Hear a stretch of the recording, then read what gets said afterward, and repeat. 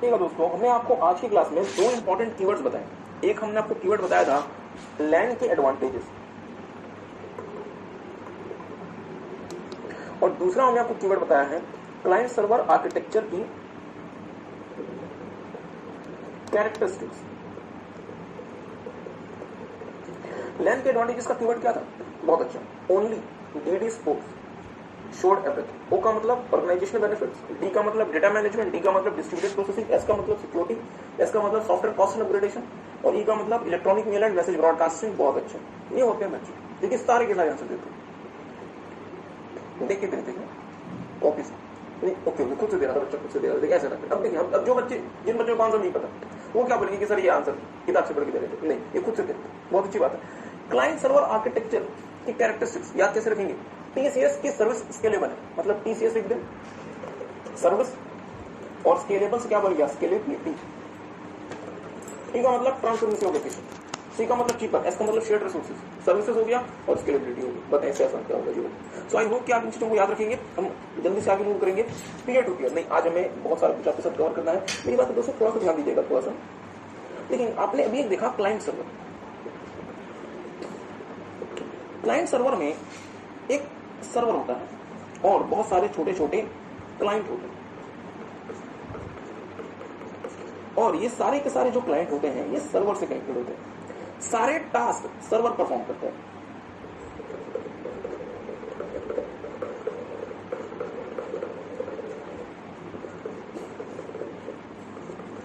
और क्लाइंट सिर्फ टास्क देता है और परफॉर्म किया हुआ टास्क रिसीव करता है। ठीक बात है। आप आसानी से क्लाइंट ऐड कर सकते हैं, रिमूव कर सकते हैं, एवरीथिंग इज देयर। अब एक सिचुएशन इमेजिन करें, आप नए नए सीए बने, आपको अपने यहाँ अपने आपको ऑफिस में एक नेटवर्क बनाना है। आपको अपने ऑफिस में एक नेटवर्क बनाना है।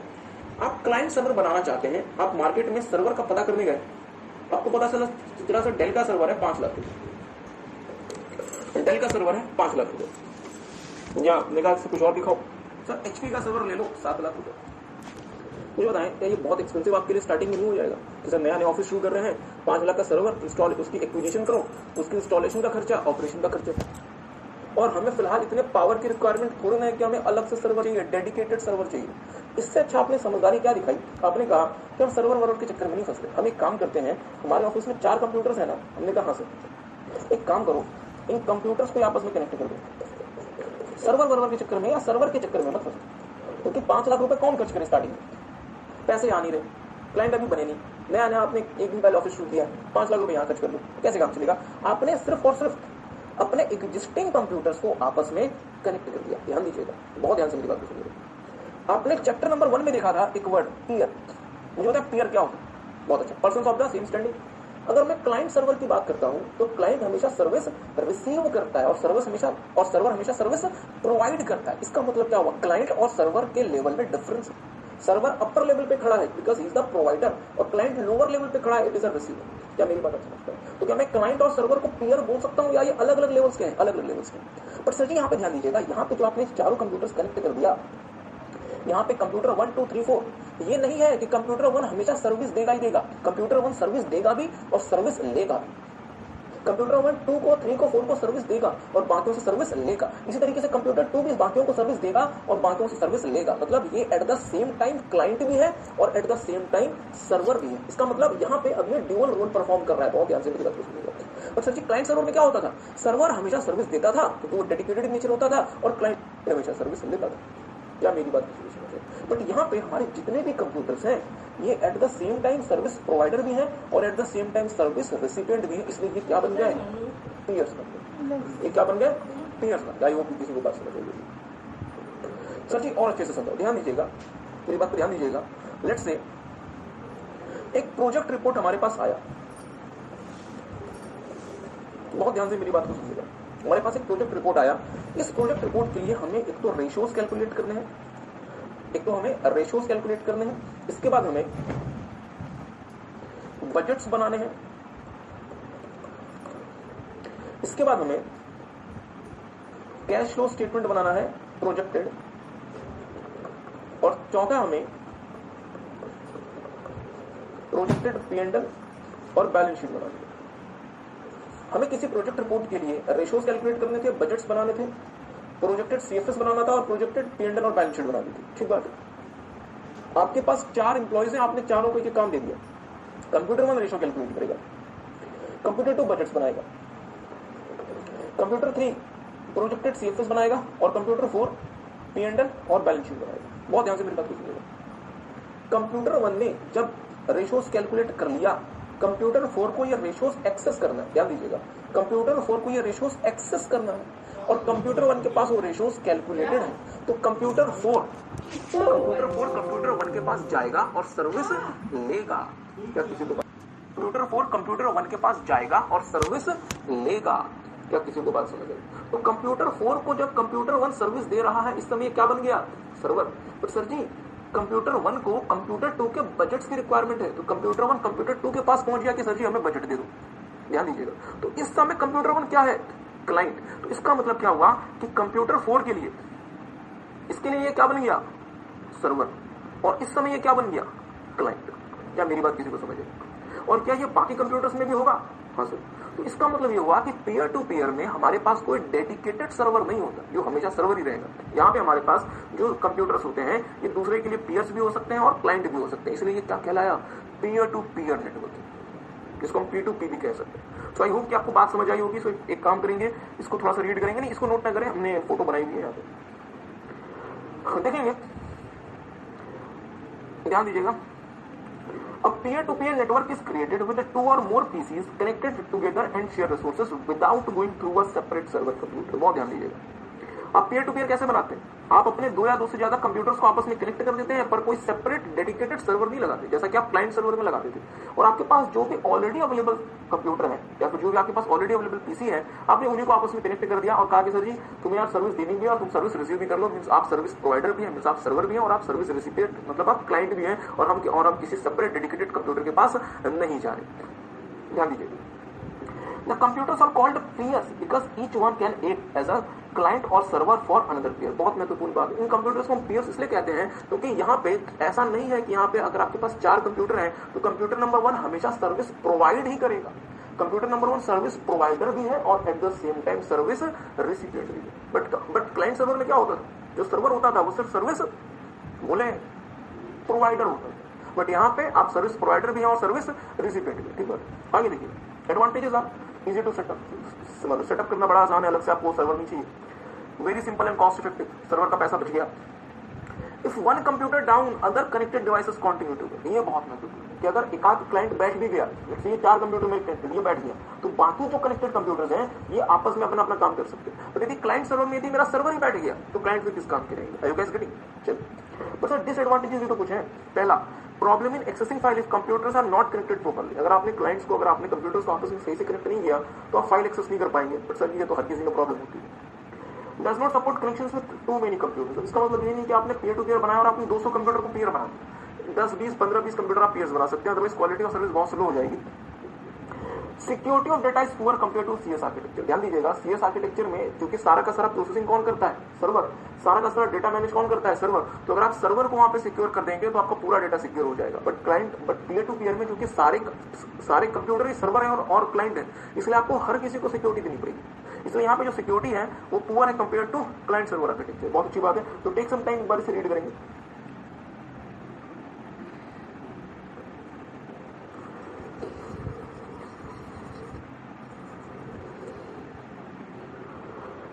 और एक बार क्लाइंट सर्वर, इस बार जो मतलब डिफरेंस लिखा हुआ इसे भी एक बार रीड करेंगे, क्लाइंट सर्वर नेटवर्क और पीयर टू पीयर में। Difference between client server and peer to peer. Client server network. Here, client server network are dedicated servers serving the client. Peer to peer network are no dedicated server and computers can be server or client for each other. Client server network.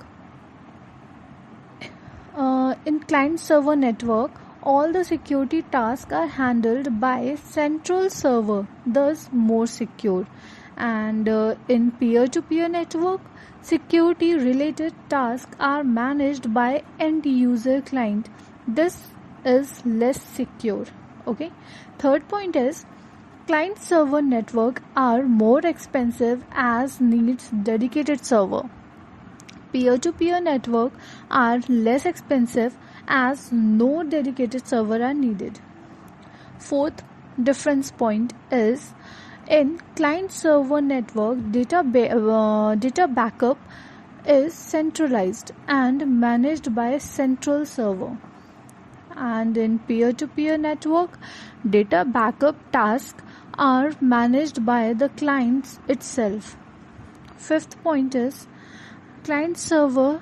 In client-server network, performance is higher as there are dedicated servers used in this architecture. In peer-to-peer network, performance is lower compared to the client server. अपना काम कर रहे हैं तो इसलिए data backup भी मुश्किल हो जाता है। और dedicated servers serving the client, मतलब डेडिकेटेड सर्वर्स आपने लगाए हुए जिनका काम सिर्फ सर्विस देना है।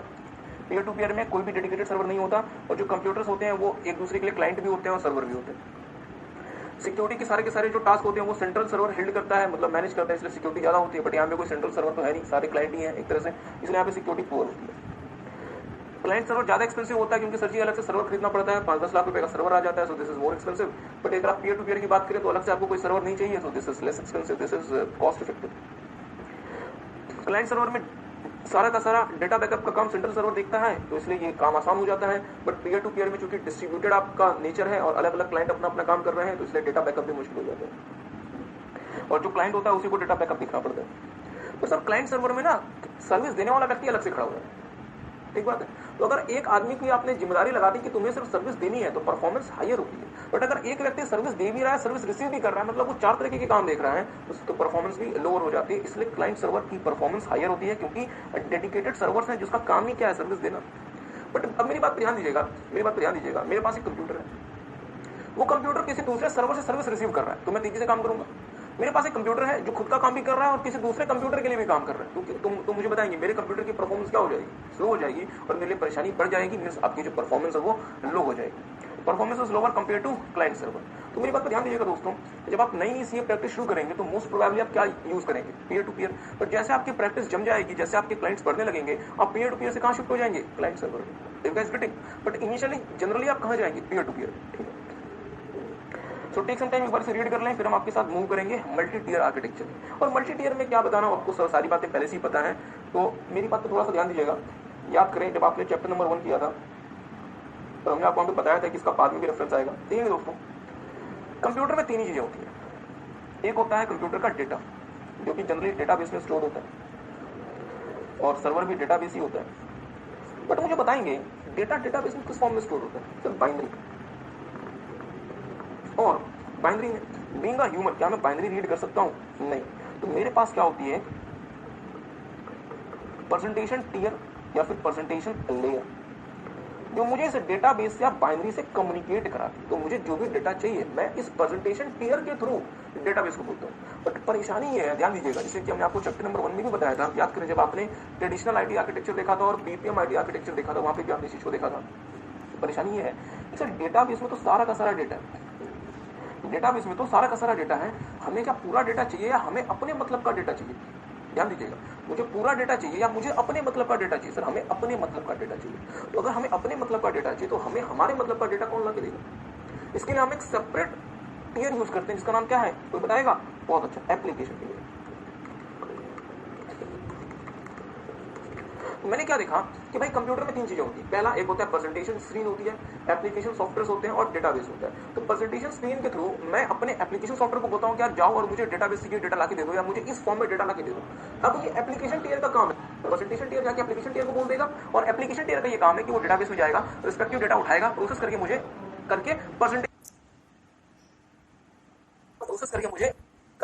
अब ये एप्लीकेशन टियर का काम है। प्रेजेंटेशन टियर जाके एप्लीकेशन टियर को बोल देगा और एप्लीकेशन टियर का ये काम है कि वो डेटाबेस में जाएगा, रिस्पेक्टिव डेटा उठाएगा, प्रोसेस करके मुझे प्रेजेंटेशन टियर को दे देगा और प्रेजेंटेशन टियर वो मुझे दिखा देगा। Are you guys ready? So there are three things, क्या प्रेजेंटेशन, एप्लीकेशन और डेटाबेस। प्रेजेंटेशन, एप्लीकेशन और डेटाबेस। मेरी बात पे बहुत ज्यादा ध्यान दीजिएगा।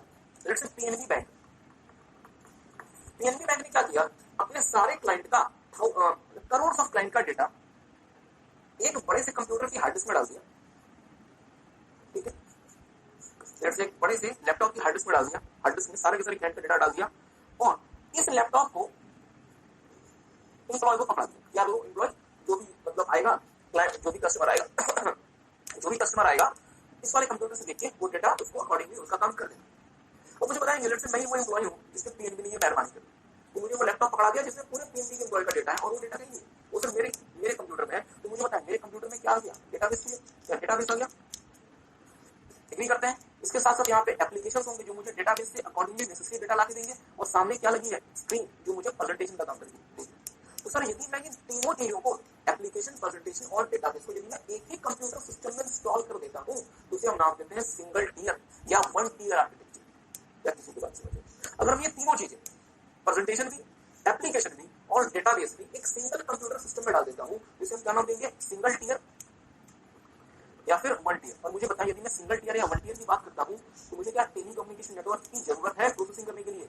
नहीं सर, क्योंकि ये सारा का सारा कुछ काम हो रहा है आपके सामने पड़े कंप्यूटर से हो रहा है। क्या मेरी बात समझता है?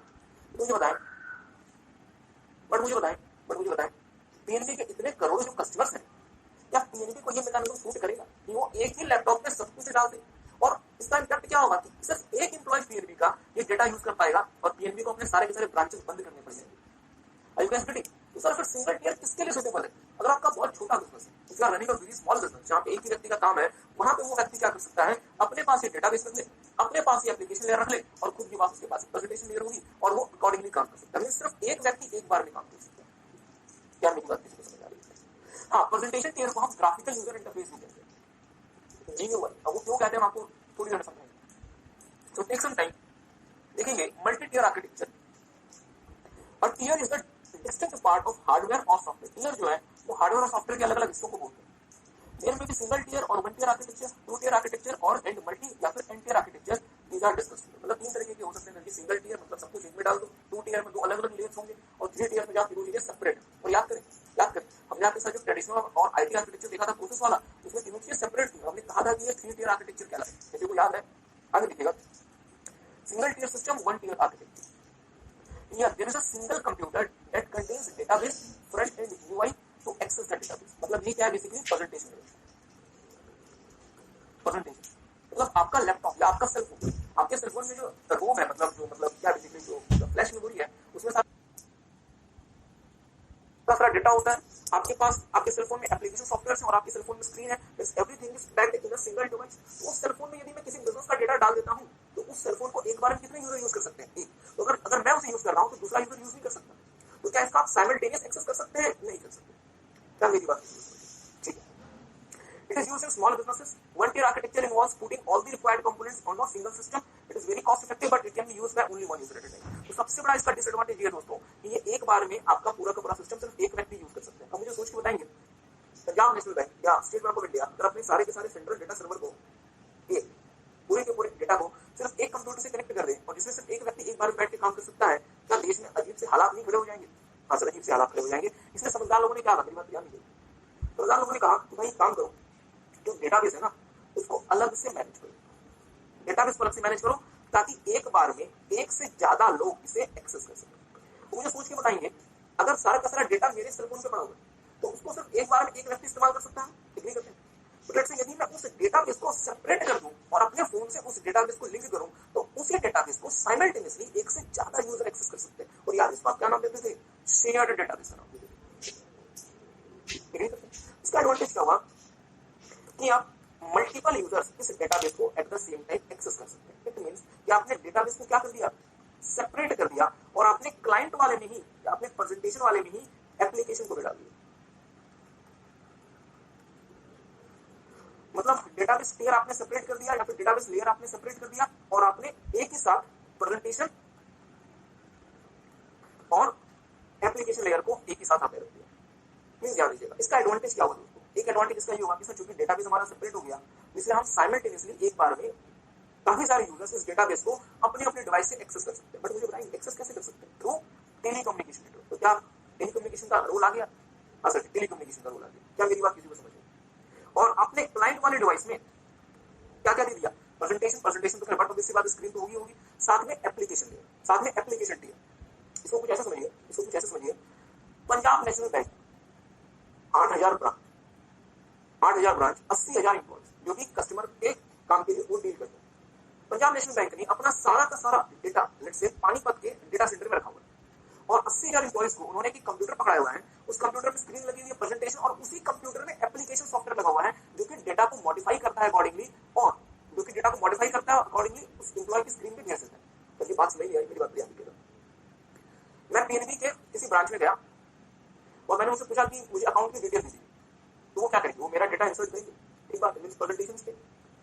अब उनके पास जो एप्लीकेशन सर्वर है या जो एप्लीकेशन जो टीयर है वो क्या करेगा, वो डेटाबेस में जाएगा, सेंट्रल डेटाबेस में मेरा डेटा अकॉर्डिंगली लाएगा, उसको अकॉर्डिंगली प्रोसेस करके स्क्रीन में दिखा देगा और जो एम्प्लॉय है वो मुझे बता देगा सर आपके अकाउंट का ये स्टेटस है। इसी को बात समझिए। इसका मतलब क्या हुआ कि आपने जो एप्लीकेशन टीयर दे दिया वो कहां दे दिया, प्रेजेंटेशन के साथ दे दिया। मींस अब जो प्रेजेंटेशन प्लस एप्लीकेशन कौन मैनेज करेगा, आपका प्रेजेंटेशन टीयर मैनेज करेगा और डेटाबेस टीयर अलग कर दिया आपने। मतलब अब आपने जहां पे सारी चीजें एक ही जगह दे दी, अब आपने उसको दो सेपरेट हिस्सों में डिवाइड कर दिया। क्या मेरी बात किसी इसको हम नाम देते हैं दोस्तों टू टीयर आर्किटेक्चर। एक काम करेंगे, इसको पहले रीड कर लें, फिर हम 3 टीयर के पास जाएंगे, फिर हम आपको बताएंगे कि 2 टीयर की क्या कमी थी कि हमें 3 टीयर के पास जाना पड़ा। तो टेक सम टाइम, वैसे देखेंगे।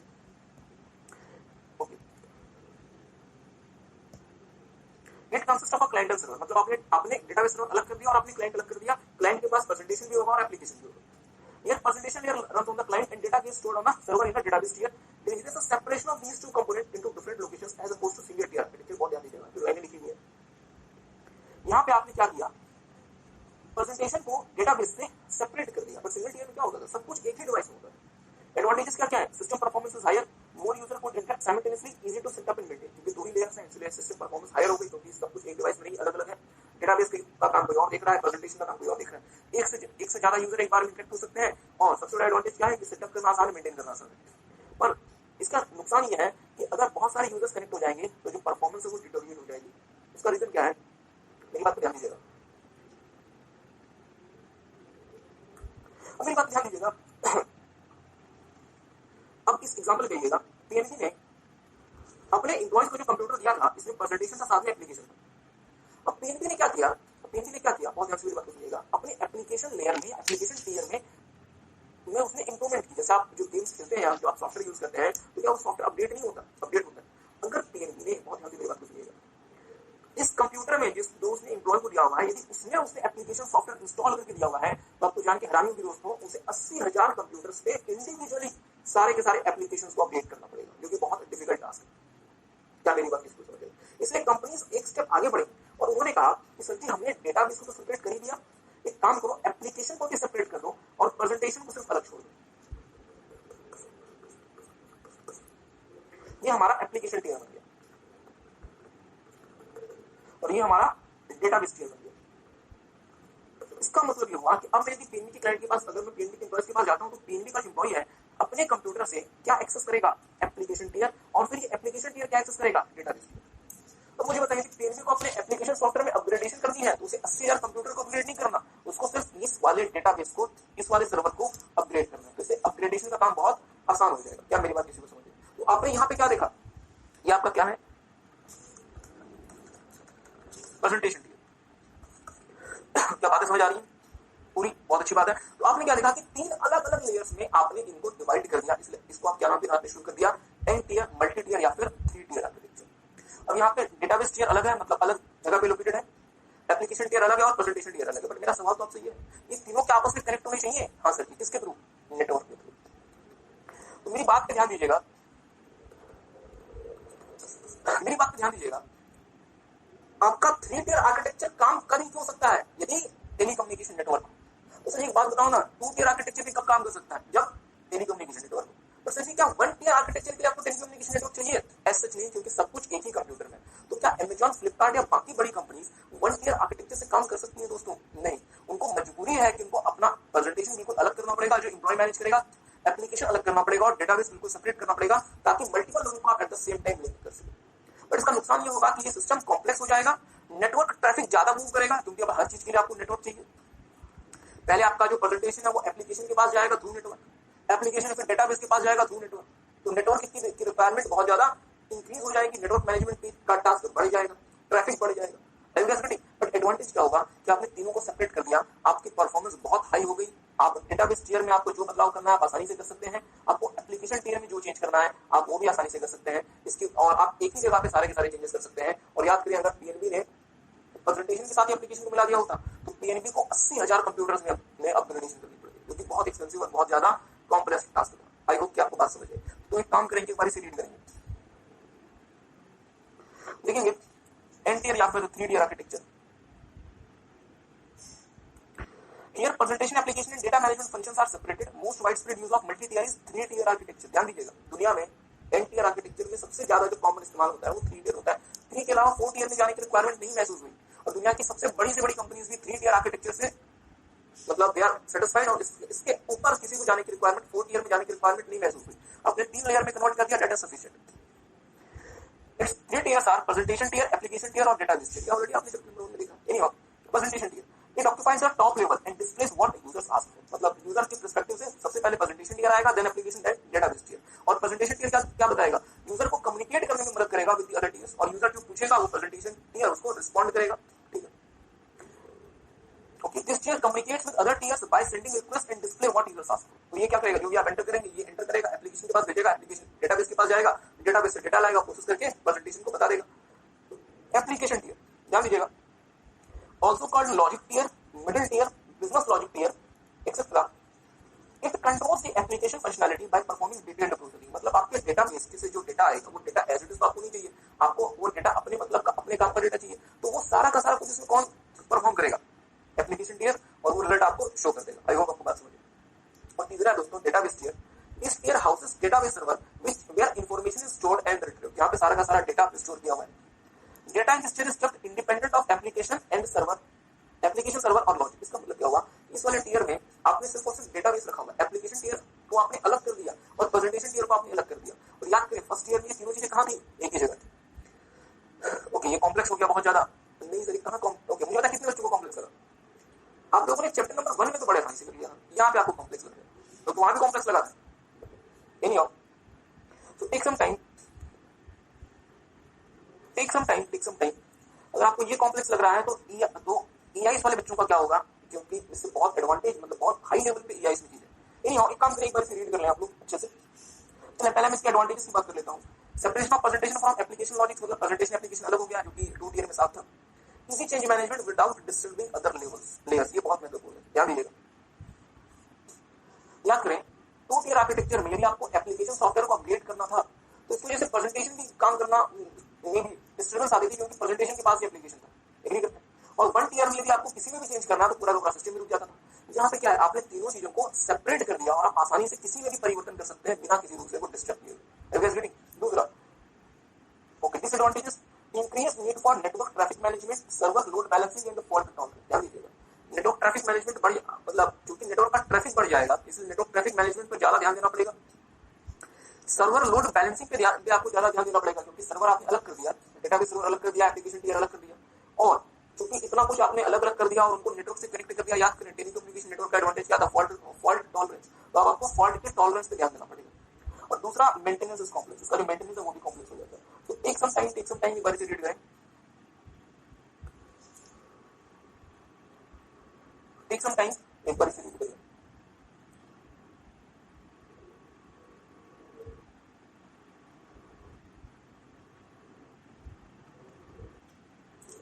अगर आपने एक नेटवर्क बनाया जो कि आपके एक्सक्लूसिव यूज के लिए, तो उसे आप क्या नाम देंगे, प्राइवेट नेटवर्क जैसे इंट्रानेट। बट यदि एक ऐसा नेटवर्क है जिसे हर कोई यूज कर सकता है, उसे आप क्या नाम देंगे, पब्लिक नेटवर्क जैसे इंटरनेट। इसमें ज्यादा कुछ आपको नहीं पढ़ाने को है, फिर भी देखिएगा। Based on ownership network can be classified as public, private and virtual private network. Okay, यहाँ पे मैं बी मिसिंग है शायद। ये क्या है दोस्तों, वर्चुअल है, virtual, this is here means में से, तो ये वर्चुअल है, virtual private network. Public data network, अब public data network is defined as network shared and access by users not belonging to a single organisation. मतलब कोई भी व्यक्ति इसको आगे शेयर कर सकता है, एक्सेस कर सकता है। सिर्फ और सिर्फ एप्पल कंपनी का यदि एम्प्लॉय एक्सेस कर सके तो एप्पल का private network means intranet. But public network कैसा है, जिसको anybody can. Okay, it is a network established and operated for the purpose of providing data transmission services to the public. मतलब ये network आपने एस्टैब्लिश किया है क्यों, ताकि पब्लिक एट अ लार्ज को आप डेटा ट्रांसमिशन की सर्विस दे सकते हैं, जैसे internet. Internet is an example of public data network. तो आपने क्या देखा कि पब्लिक डेटा नेटवर्क वो होता है जो कि किसी सिंगल ऑर्गेनाइजेशन से बिलोंग नहीं करता, जिसको आपने क्रिएट और एस्टैब्लिश किया होता है पब्लिक एट लार्ज को डेटा एक्सेस की सर्विस देने के लिए। Private data network, private data network provides businesses and government agencies A dedicated network, ध्यान दीजिएगा, dedicated network to continuously receive and transmit data। मतलब अगर आपने एक प्राइवेट नेटवर्क एस्टैब्लिश किया है तो वो आपके एक्सक्लूसिव पर्पस के लिए इस्तेमाल होगा, जिसमें आप डेटा को ट्रांसफर कर सकते हैं, रिसीव कर सकते हैं। इंट्रानेट एक प्राइवेट डेटा नेटवर्क या फिर इंट्रानेट एक प्राइवेट नेटवर्क है। ध्यान दीजिएगा, अगर भारत सरकार इंडियन आर्मी के लिए एक नेटवर्क बनाती है जिसको सिर्फ और सिर्फ इंडियन आर्मी यूज कर सकती है, बाकी कोई यूज नहीं कर सकता, तो इसे आप क्या नाम देंगे? Private network. और सिर्फ वो इंडियन आर्मी यूज कर सकती है, एग्री करते हैं। बट यदि इंडियन गवर्नमेंट यदि नेटवर्क एस्टैब्लिश करती है जो हर कोई एक्सेस कर सकता है, जिसको हर कोई कम्युनिकेट कर सकता है, जिसकी मदद से, इसे आप क्या नाम देंगे? Public network. ओके, तो एक काम करने से रीड कर लेंगे, तो हम आपके साथ एक बहुत इंपॉर्टेंट टॉपिक करने वाले हैं, virtual private network, very important.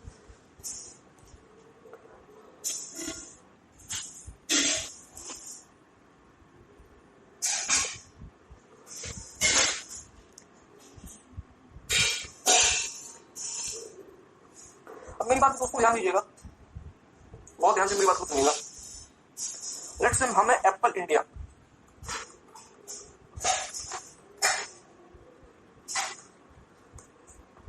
We are Apple India और ये है एप्पल यूएसए। आपको पता है, आपने एसएम में देखा था कि जो कॉर्पोरेट स्ट्रेटेजी बनती है एप्पल यूएसए में, उसमें एप्पल इंडिया की भी जानकारी होनी चाहिए, तभी तो आप कॉर्पोरेट स्ट्रेटेजी बनाएंगे। और एप्पल इंडिया के पास भी एप्पल यूएसए की जानकारी होनी चाहिए ताकि वो अकॉर्डिंगली अपनी स्ट्रेटेजी बना सके। अब लेट्स से एप्पल इंडिया को कोई फाइल भेजनी है एप्पल यूएसए के पास, एप्पल इंडिया को कोई फाइल भेजनी है एप्पल यूएसए के पास। तो पहला ऑप्शन तो ये है कि सचिन एप्पल इंडिया का कोई एग्जीक्यूटिव फ्लाइट पकड़े अमेरिका से फाइल देकर आ जाए, बट क्या ये प्रैक्टिकल ऑप्शन है? तो उसमें कॉस्ट बहुत ज्यादा है, समय बहुत ज्यादा लग जाएगा, ये प्रैक्टिकल ऑप्शन है। तो सर ये कोई बात नहीं, एप्पल इंडिया और यूएसए के बीच में फाइबर ऑप्टिक्स बिछा हुआ है, तो क्या वो फाइबर ऑप्टिक्स एप्पल ने बिछाया है? नहीं सर, किसी और ने बिछाया है, जिसको एप्पल भी यूज कर सकते हैं, कोई भी यूज कर सकता है। मींस ये क्या है? इंटरनेट। ये बात ध्यान दीजिएगा, ये क्या है? इंटरनेट। एग्री करते हैं।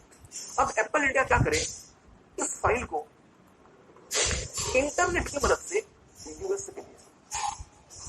बट दो परेशानी, दो परेशानी। पहली परेशानी, जैसे एप्पल इंडिया अपने प्राइवेट नेटवर्क को इंटरनेट से कनेक्ट करेगी, बहुत ध्यान से मेरी बात सुनिएगा, जैसे एप्पल इंडिया अपने प्राइवेट नेटवर्क को इंटरनेट से कनेक्ट करेगी, जो मैलिशियस कंटेंट्स हैं वो एप्पल इंडिया के प्राइवेट नेटवर्क की तरफ मूव करेंगे फ्रॉम द इंटरनेट। एग्री करते हैं? तो ये हमारे लिए एक बड़ा थ्रेट है कि हम पब्लिक नेटवर्क या इंटरनेट इस्तेमाल नहीं करना चाहते।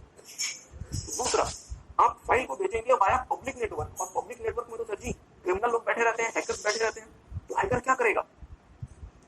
बहुत ध्यान से मेरी बात को सुनिएगा, हैकर क्या करेगा?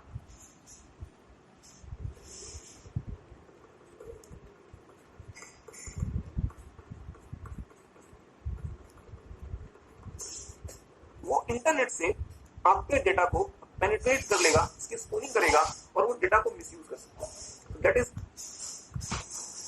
The second biggest major risk of using the public network. बहुत ध्यान से मेरी बात सुनिएगा, आपको एक फाइल भेजनी है एप्पल इंडिया को, फाइल भेजनी है एप्पल यूएसए के पास, तो सर जी एक ऑप्शन तो ये है कि फ्लाइट पकड़ो देकर आ जाओ, बट वो practically that is not a practical option. मेरा कोई बात नहीं, जियो फाइबर बिछाया हुआ है, उसके थ्रू भेज दे, पर सर जी जियो फाइबर पब्लिक नेटवर्क है, और जैसे आप अपने कंपनी का इंटरनेट से कनेक्ट करेंगे, मैलिशियस कंटेंट आना जुड़ जाएंगे, पहली बात तो। और दूसरी बात, आपने मैलिशियस कंटेंट से इग्नोर भी कर दिया कि कोई बात नहीं, आप जो फाइल भेजेंगे वहां पे इंटरनेट में कौन बैठे हुए? हैकर्स बैठे हुए, साइबर क्रिमिनल्स बैठे हुए, वो उस फाइल का मिसयूज करेंगे अगर उनके हाथ में फाइल लग गई तो। That is there are two major risk. Agree करते हैं?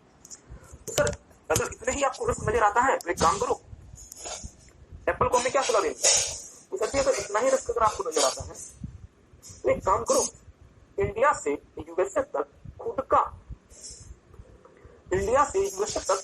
केबल बिछा दो, खुद का फाइबर ऑप्टिक बिछा दो। तो मुझे बताएं, एप्पल भारत में फोन बेचने आया है या इंडिया से अमेरिका तक केबल बिछाने आया है? तो ये फोन बेचने आया है, इसका मतलब ये हुआ कि खुद का केबल बिछाना तो प्रैक्टिकल ऑप्शन नहीं है, ये बहुत एक्सपेंसिव है, बहुत महंगा है, और ये प्रैक्टिकली फिजिबल नहीं है। एग्री करते हैं? तो इट मींस कि एप्पल को यूज क्या करना पड़ेगा? Public network. परंतु सर जी पब्लिक नेटवर्क में दो बड़ी समस्या है। पहला, एक तो मैलिशियस कंटेंट कट, और दूसरा इंटरनेट, चूंकि पब्लिक नेटवर्क कोई भी यूज कर सकता है, तो हमारे डेटा के लॉस का डर। तो हमने कहा चलिए कोई बात नहीं, हम आपको इन दोनों डर से मुक्ति दिलाते हैं। पहला, जो मैलिशियस कंटेंट है उसको रोकने के लिए आप क्या यूज करें? फायरवॉल। क्या मेरी बात आप समझ पाए? और दूसरा, आपको यदि ये डर लगता है कि आपका डेटा कोई चोरी कर लेगा, तो एक काम करें ना, जो डेटा आप भेज रहे हैं उस डेटा को उस फॉर्म में ना भेज के किसी और फॉर्म में भेजें, मतलब इंक्रिप्शन करके भेजें। क्या करें, हमने आपके साथ शायद पिछली क्लास में देखा था क्या, अगर आपको कोई डेटा भेजना है, जैसे एबीसीडी, तो सर जी एबीसीडी को एबीसीडी के फॉर्म में क्यों भेजते हो, इसको एक काम करो ना, इंक्रिप्टेड फॉर्म में भेजो, लेट्स से ZY XW, ताकि हैकर के हाथ अगर डेटा लगा तो कौन सा डेटा लगा, ZY XW, इसको इसका कोई मतलब समझ नहीं आएगा, इसके लिए वो डेटा अगर जिसने कॉपी भी कर लिया, चोरी भी कर लिया, तो बेकार है। Are you guys getting? तो इसका मतलब ये हुआ कि मैं फायरवॉल और इंक्रिप्शन की मदद से पब्लिक नेटवर्क में ही सिक्योरिटी लेकर आ सकता हूं, और उस पब्लिक नेटवर्क को ही मैं प्राइवेट नेटवर्क की तरह से ट्रीट कर सकता हूं। मेरी बात पे ध्यान दीजिएगा, बच्चे ध्यान नहीं देना चाहते, अदरवाइज आईटी सबसे ज्यादा आसान सब्जेक्ट होगी। मुझे बताएंगे, मेरा पर्पस प्राइवेट नेटवर्क बिछाना है या सिक्योर तरीके से अपना डेटा भेजना? मेरा छोटा सा सवाल बताइए, मेरा पर्पस प्राइवेट नेटवर्क बिछाना है या सिक्योर तरीके से अपना डेटा भेजना है? सर बट ऑब्वियस सी बात है, सिक्योर तरीके से अपना डेटा भेजना है, चाहे वो कैसे भी जाए। ओके, पब्लिक नेटवर्क में मैं जाने में क्यों हिचकिचाता हूं? क्योंकि सर वहां पे सिक्योरिटी की कमी है, एक तो मैलिशियस कंटेंट का डर है, और दूसरा बीच में भी हैकर वैकर ने आपका डेटा हैक कर लिया तो वो डेटा मिसयूज कर सकते हैं, उसका डर। तो ठीक है ना, अगर ये दो रिस्क आपके पब्लिक नेटवर्क से दूर कर दिए जाए, तब तो आपको पब्लिक नेटवर्क से कोई परेशानी नहीं, तब तो आपको इंटरनेट से कोई परेशानी नहीं। हमने कहा सर हमें क्या परेशानी, हमारे लिए तो ज्यादा सस्ते में काम हो रहा है, आपको खुश होंगे। हमने कहा अच्छी बात है, हम पब्लिक नेटवर्क को आपके लिए इतना सिक्योर कर देंगे कि ये आपके लिए प्राइवेट नेटवर्क की तरह से हो जाएगा। बट ये फिजिकल प्राइवेट बन गया, एक्चुअल प्राइवेट बन गया, या ये वर्चुअल प्राइवेट बन गया? ध्यान दीजिएगा, वर्चुअल प्राइवेट बन गया। मींस मैं अगर पब्लिक नेटवर्क में सिक्योरिटी टूल्स एक्सेट्रा ऐड कर देता हूं, तो मैं इसी पब्लिक नेटवर्क को मैं क्या बना दूंगा, वर्चुअल प्राइवेट नेटवर्क बना दूंगा। Means it becomes as good as my private network, और इसको हम क्या नाम देंगे, वर्चुअल प्राइवेट नेटवर्क। तो मेरा आपसे सवाल ये बनता है, वर्चुअल प्राइवेट नेटवर्क में हम जो नेटवर्क यूज करेंगे वो खुद का प्राइवेट नेटवर्क यूज करेंगे या पब्लिक नेटवर्क ही यूज करेंगे? ओके, फिर से, वर्चुअल प्राइवेट नेटवर्क में हम जो नेटवर्क यूज करेंगे वो प्राइवेट नेटवर्क यूज करेंगे या पब्लिक नेटवर्क ही यूज करेंगे? बहुत अच्छी बात है, पब्लिक नेटवर्क यूज करेंगे। बट पब्लिक नेटवर्क को हम सिक्योरिटी टूल्स की मदद से इस्तेमाल करेंगे, जिससे वो पब्लिक नेटवर्क ज्यादा सिक्योर हो जाएगा, ज्यादा सेफ हो जाएगा। आई होप कि आपको बात समझ आई। ठीक बात, फिर काम करेंगे, एक बार वीपीएन को देख लेंगे, देखेंगे सारे बच्चे।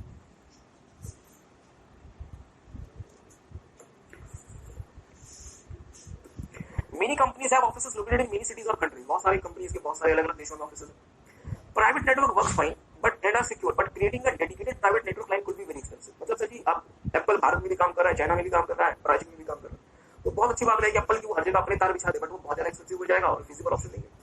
अब VPN is a private network that uses a public network to connect remote sites और यूजर टुगेदर। क्या दीजिए, क्या लैंग्वेज, वीपीएन एक प्राइवेट नेटवर्क है जो इस्तेमाल क्या करता है, public network to connect the remote sites और यूजर्स टुगेदर। इसका मतलब ये हुआ, जब एप्पल कंपनी क्या करेगी, अपने भारत में को बोलेगी कि भाई तुम हमसे कम्युनिकेट करो, but as it is public network से कम्युनिकेट मत करो, तुम वीपीएन के थ्रू हमसे कम्युनिकेट करो। और वीपीएन में आपको क्या मिल रहा है, आपको सिक्योरिटी सर्विसेज मिल रही है, आपको सिक्योर्ड मैकेनिज्म मिल रहा है, जिससे वो पब्लिक नेटवर्क ही है, और अब आप उसको ज्यादा सिक्योर्ड तरीके से यूज कर सकते हैं, तो पब्लिक नेटवर्क में जो भी खामियां हैं सिक्योरिटी की, वो अब आपकी दूर हो जाएंगी। क्या बात समझे? ओके, ध्यान देखिए, VPN is a secure network that uses internet as its main backbone network, but relies on firewall and other security features to establish a secure connection. यहाँ पे मतलब security features लिखा हुआ है, वहाँ पे लिख लें example encryption.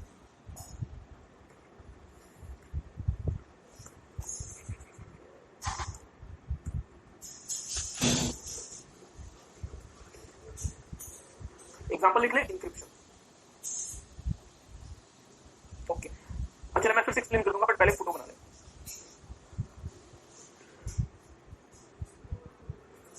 देखिएगा, let's say this is the Delhi office,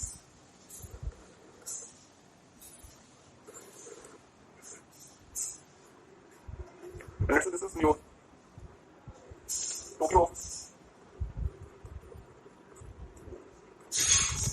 ये आपका टोक्यो ऑफिस, बैंक ऑफिस,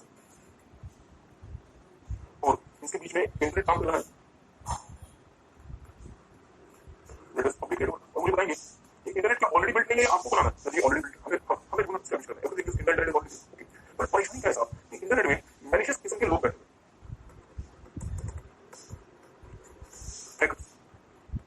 ठीक बात, तो हमने कहा कि हमें अपने जापान के ऑफिस में कोई डेटा भेजना है, तो एक काम करें, आपने एक काम करें, आपने डेटा इंक्रिप्शन करें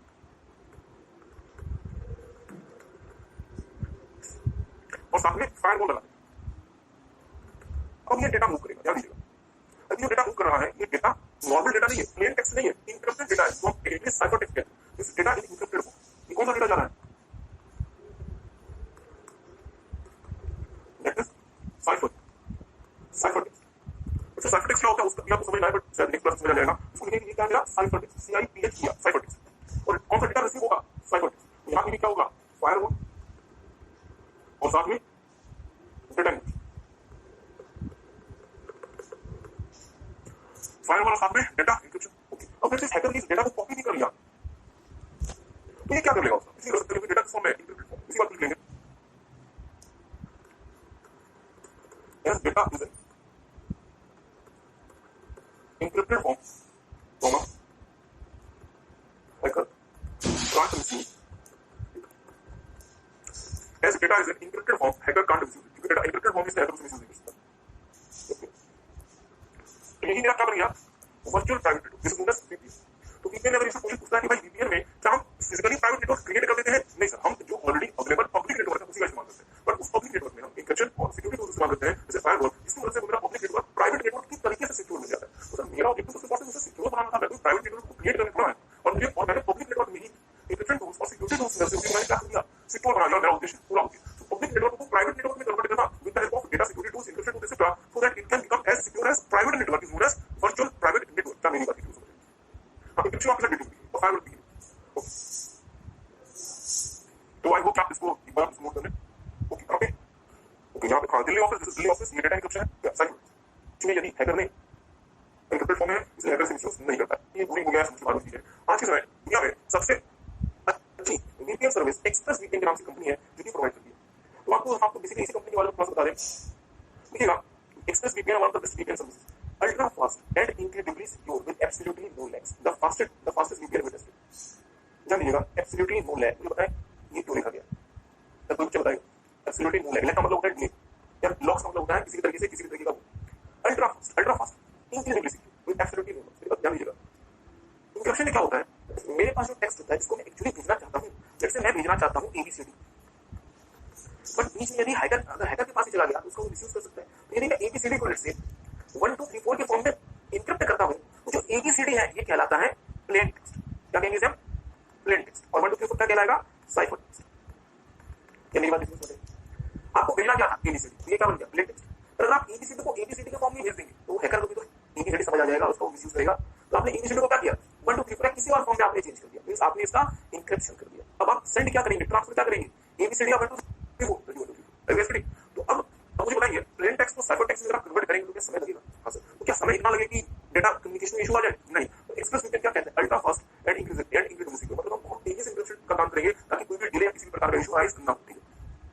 नहीं ओके, ये अपनी फीचर की बात बता रहे हैं कि सर आप नेटफ्लिक्स और हूलू जैसी मतलब चीजों को देख सकते हैं। प्लीज इंटरनेट से फ्री ट्राई कर लें, 24/7 कस्टमर सपोर्ट है, अनलिमिटेड P2P। यार P2P का मतलब क्या है? Peer to peer. और मैं आपको एक बात और बताना चाहता हूँ, आप लोगों ने जीवन में देखिए टॉरेंट यूज किया है, टॉरेंट इंटरनेट से डाउनलोड करने के लिए मूवीज एक्सेट्रा। तो जो टॉरेंट साइट्स होती है दोस्तों, वो क्लाइंट सर्वर पे काम नहीं करती, वो P2P पे, पीयर टू पीयर पे काम करती है।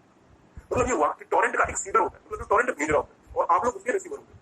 तो मींस किसी कंप्यूटर से वो डेटा सीड हो रहा होता है, तब आपके कंप्यूटर में वो डेटा डाउनलोड हो रहा होता है। और क्लाइंट सर्वर में क्या होता है? वो डेटा किसी सर्वर में स्टोर होता है और क्लाइंट उसे डाउनलोड कर सकता है। जिसमें क्या रेटिंग है? कनेक्ट टू 90 कंट्रीज, मतलब 90 कंट्रीज में आप VPN की सर्विस आप ले सकते हैं। और intuitive easy to use software etcetera. और यहाँ पे लोगों का विंडोज के लिए भी है, एप्पल के लिए भी है, ये होगा लिनक्स के लिए भी है, एंड्रॉइड के लिए भी है और बाकी चीजों के लिए भी है। सो VPN is one of the best VPN services. Okay, दूसरा देख लें, अमेरिका की जो सरकार है वो अपने अमेरिकन आर्मी के लिए एक प्राइवेट नेटवर्क क्रिएट कर रही है, जिसकी जो कॉस्ट आने वाली है, ध्यान दीजिएगा, मैं आपको ज्यादा समझ नहीं लगा रहा।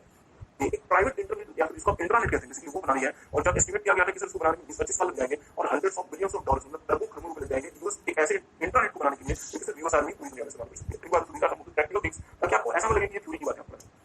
तो टेक सम टाइम, एक बार VPN के ऊपर बात देख,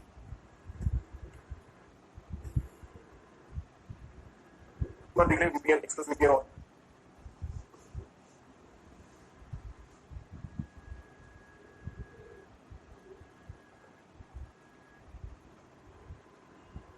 okay, now we are moving further. ध्यान दीजिएगा, नेटवर्क कंप्यूटिंग। अब आपको इसमें क्या पढ़ाना, ऑलरेडी आपको सारी बातें पता है। मेरी बात ध्यान दीजिएगा दोस्तों, आपको पता है जैसे कि कंप्यूटर में सारा का सारा कंप्यूटिंग का टास्क कौन करता है? CPU with the help of hardware and software की बात। तो सर जी अब मेरी बात ध्यान दीजिएगा, अगर ओके थोड़ा सा देख लें, अब एक कंपनी है जिसके 1000 एम्प्लॉइज है, जिसके 1000 एम्प्लॉइज है और हर एक एम्प्लॉय को कंप्यूटिंग करनी है। अब कंपनी के पास दो ऑप्शन हो सकते हैं। पहला कि सर सेंट्रलाइज्ड कंप्यूटिंग कराओ।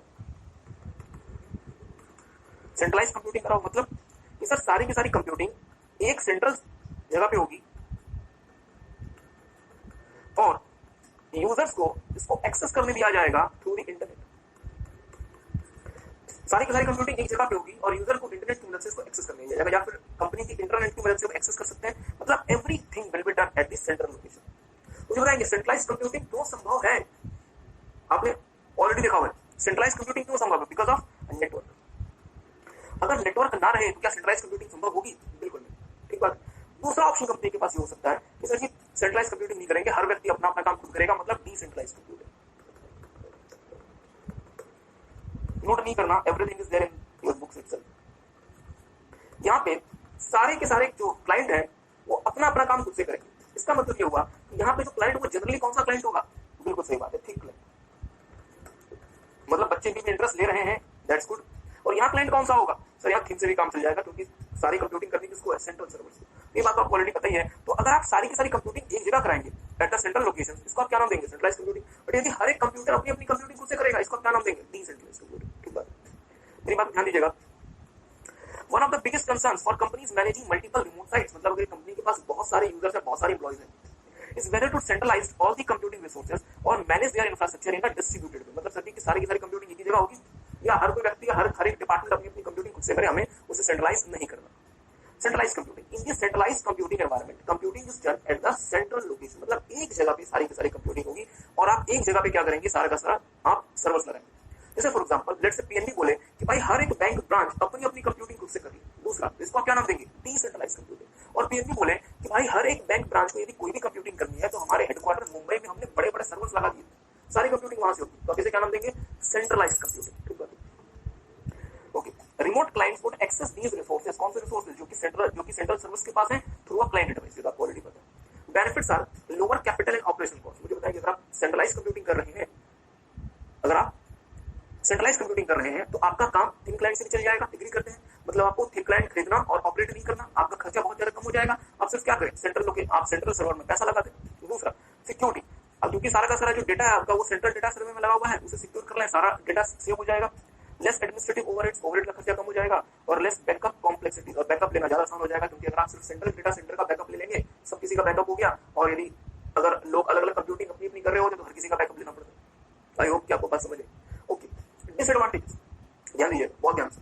Disadvantages very important. तो मुझे बताएंगे यदि सारी की सारी कंप्यूटिंग सेंट्रल लोकेशंस में हो रही है तो सेंट्रल सर्वर की जिम्मेदारी बनती है सारी कंप्यूटिंग करने की। तो सेंट्रल सर्वर की परफॉर्मेंस इस बात पे डिपेंड करेगी कि सेंट्रल सर्वर के लिए आपने कैसे रिसोर्सेज दिए हुए हैं, कैसे उसका आपने मेंटेनेंस किया हुआ है। यदि आपने सेंट्रल सर्वर में रिसोर्सेज बेकार लगाए हुए हैं, सब स्टैंडर्ड लगाए हुए हैं, परफॉर्मेंस स्लो हो जाएगी, मेंटेनेंस अच्छा नहीं करते, परफॉर्मेंस स्लो हो जाएगी, और जितने भी क्लाइंट कनेक्टेड है हर किसी को स्लो परफॉर्मेंस का सामना करना पड़ेगा।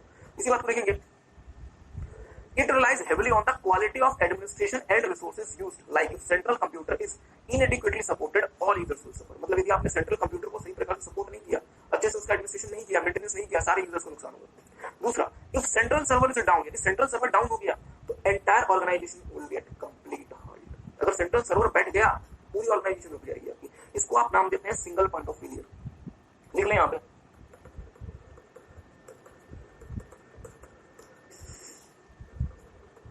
इसे आप क्या नाम देते हैं? Single point of failure. मतलब सिर्फ एक जगह अगर फेलियर हो जाए, सेंट्रल सर्वर अगर वो फेल हो जाए किसी भी वजह से, पूरी ऑर्गेनाइजेशन आपकी बैठ जाएगी। तो क्या ये बहुत बड़ा रिस्क नहीं है single point of failure? So centralize computing में सबसे बड़ा रिस्क क्या है दोस्तों? Single point of failure. और आपको जानने को एक और बात हैरानी होगी, इंश्योर ने आपके साथ कितना अच्छा किया। इंश्योर ने बस कहा कि सर जी बस ये सिंगल पॉइंट ऑफ फेलियर को समझ जाओ, और single point of failure risk है, एग्री करते हैं, और रिस्क के लिए हमें क्या चाहिए? कंट्रोल चाहिए। ईआईएस सिस्टम वाले जो बच्चे हैं, मतलब जो नए वाले बच्चे हैं, इंस्टीट्यूट ने उनको ये भी पढ़ने के लिए दिया है कि इस रिस्क के लिए कंट्रोल क्या करें ताकि वो रिस्क को मिनिमाइज करें। तो ईआईएस वाले बच्चों को ये भी पढ़ना पड़ेगा कि कंपनी को ऑल्टरनेटिव बैकअप फैसिलिटी और ऑल्टरनेटिव साइट मेंटेन करनी चाहिए। यदि आपकी एक साइट बैठ गई तो वो जो वर्कलोड है वो दूसरे साइट पे मूव कर दिया, तो वो ईआईएस सिस्टम वाले बच्चों को ये भी पढ़ना है, और आपको सिर्फ यहाँ तक पढ़ गया आपका काम हो गया। एक बात। ओके, आगे देखिएगा, डिसेंट्रलाइज कंप्यूटिंग, सिंपल सी बात है, डिसेंट्रलाइज कंप्यूटिंग या फिर डिस्ट्रीब्यूटेड कंप्यूटिंग क्या होती है? हर एक लोकेशन अपनी कंप्यूटिंग खुद से करे, अपना काम खुद से करे, प्राइमरी डेटा सेंटर पे कंप्यूटिंग के लिए डिपेंड ना रहे। हाँ, थोड़ी बहुत जानकारी है कि प्राइमरी डेटा सेंटर से चाहिए वो एक अलग बात है, पर सच्ची जो मेन कंप्यूटिंग है वो आपको अपने एंड पे करनी है। ठीक है, देखेंगे डिसेंट्रलाइज्ड और distributed computing is the allocation of resources to each individual site और ऑफिस लोकेशन। मुझे बताएंगे ये डिसेंट्रलाइज्ड कंप्यूटिंग आपको करनी है तो आपको कैसे क्लाइंट देने पड़ेंगे? थिन या थिक? थिक। क्लाइंट थिक कब होता है? जब उसमें ज्यादा हार्डवेयर और सॉफ्टवेयर रहेगा। इसका मतलब ये हुआ, मैं बहुत तेज नहीं बोल रहा ना, ओके चलो अच्छी बात। इसका मतलब ये हुआ यदि आप डिसेंट्रलाइज्ड कंप्यूटिंग की तरफ जाएंगे दोस्तों तो आपको क्या करना पड़ेगा? हर एक कंप्यूटर को ज्यादा हार्डवेयर सॉफ्टवेयर एलोकेट करना पड़ेगा ताकि वो आसानी से डिसेंट्रलाइज्ड कंप्यूटिंग कर सकते हैं। एग्री करते हैं? Okay. Here each site is self-sustained and very limited connectivity to primary data center is required। ये भी बहुत महत्वपूर्ण है। डिसेंट्रलाइज्ड कंप्यूटिंग में चूंकि आपने हर एक क्लाइंट को हार्डवेयर सॉफ्टवेयर दे दिया, इसलिए हर एक क्लाइंट सेल्फ सस्टेन्ड है, वो खुद से सस्टेन कर सकता है और उसको जीवित रहने के लिए प्राइमरी डेटा सेंटर पर पूरी तरीके से निर्भर नहीं है। अगर यदि primary data center due to invention बंद भी हो जाता है तो भी हमारा काम पूरी तरीके से नहीं रुकेगा, क्योंकि हमारा जो क्लाइंट है उसमें सेल्फ सस्टेनेबिलिटी है, वो खुद से सस्टेन कर सकता है। आई होप ये बात किसी को समझ है। ओके, आगे देखिएगा।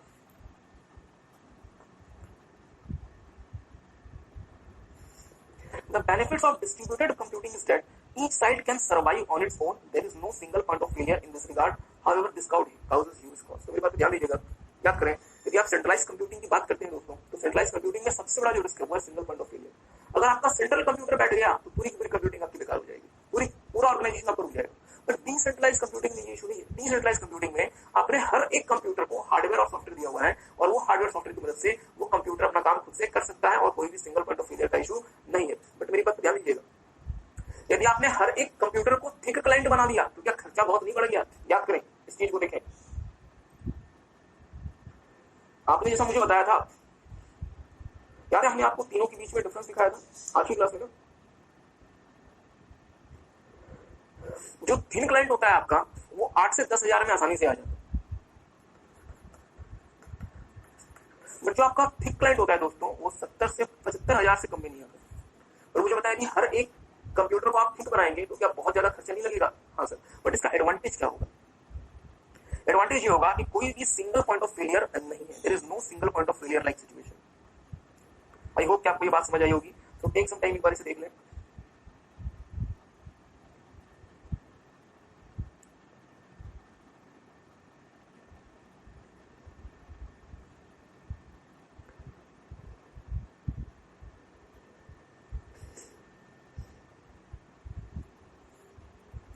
ओके, एक फोटो बनाएंगे, बस छोटा सा एक फोटो बना लें।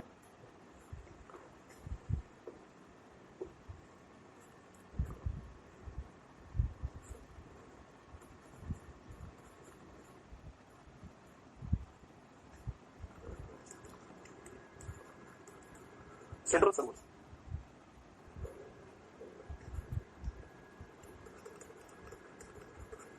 Clients, clients,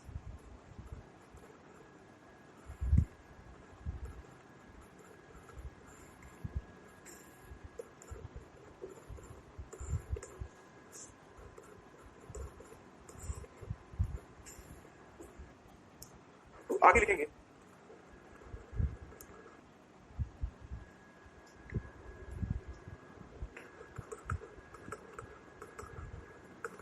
in centralized computing,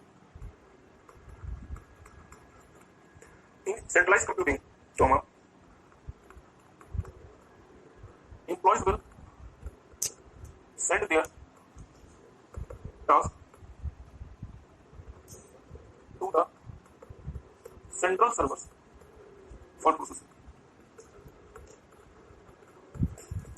In centralized computing, employees will send their task to the central server for processing.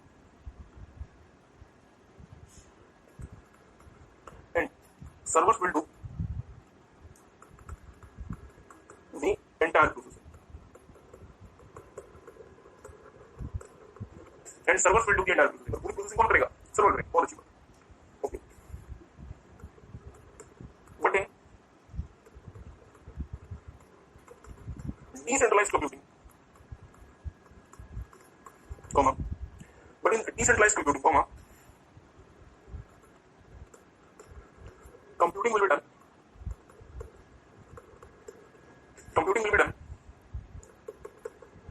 at the client। Client basically कौन है यहाँ पे? employee level itself. While in decentralized computing, computing will be done at the client, that is employee level itself. मतलब employee के end पे ही पूरी computing हो जाएगी. लेकिन आप centralized computing यूज करेंगे दोस्तों, तो computing कैसी होगी? आपको सारा का सारा जो टास्क है वो आपको सेंट्रल सर्वर से भेजना पड़ेगा थ्रू दी टेलीकम्युनिकेशन नेटवर्क, और सेंट्रल सर्वर पे वो डेटा पहुंचेगा, वो वहां पे प्रोसेसिंग करेगा, प्रोसेसिंग करके आपको डेटा का रिजल्ट दे देगा. ओके, तो मैं बोल देता हूं फिर से, देखेंगे. In centralized computing, employees will send their task to the central servers for processing, and servers will do the entire processing, and servers will do the entire processing. Pre-processing कौन करेंगे? Servers. But in decentralized computing, computing will be done at the client level itself. और decentralized computing में क्या होगा? Computing कौन करेगा? जो client level, मतलब client के end पे computing हो जाएगी. ठीक है.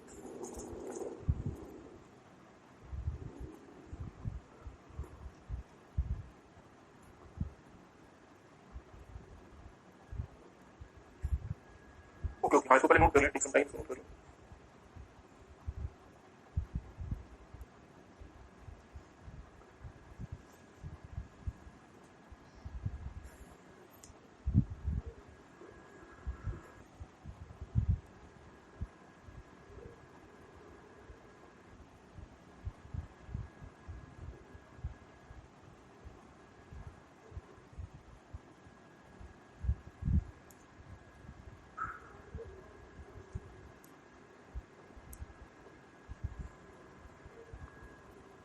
ओके, तो क्या ये बात आपको समझ आई? हम और आगे आप कर रहे हैं. सो आई होप कि आपको ये बातें समझ आ रही हैं, और प्लीज प्लीज प्लीज रिवाइज करें करके, और जो डाउट अगली क्लास में और वीडियो वाले बच्चे जो भी डाउट है, हम वीडियो के लिए आपको व्हाट्सएप ग्रुप पे आप ऐड है हमारे साथ, और हम आपको यूट्यूब के थ्रू आपके डाउट आंसर करेंगे. So for today we are over. Next class के लिए बहुत इंपॉर्टेंट है कि आप लोग रिवाइज करते हैं.